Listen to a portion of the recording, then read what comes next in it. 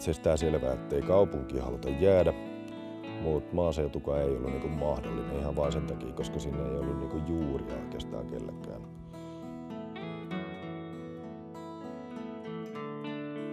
Jossain törmäsin semmoiseen termiin kuin voluntary simplicity, että se on ehkä se, mitä tässä niin mä ainakin itse tässä ajan takaa tällä, ettei tarvitse.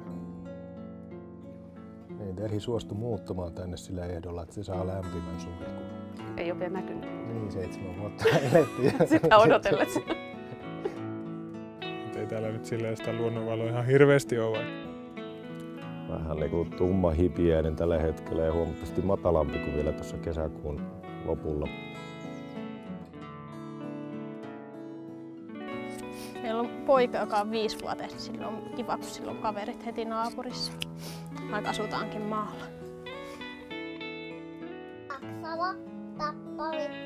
Mutta siis kyllä mä ainakin olen aika vakuuttunut siitä, että jos tässä nyt eräänä päivänä muutetaan johonkin leveämpiin neliöihin, niin kyllä niin kun lapsilla muisto lapsuudesta niin tässä tosi tiiviissä niin on ihan tosi lämmin.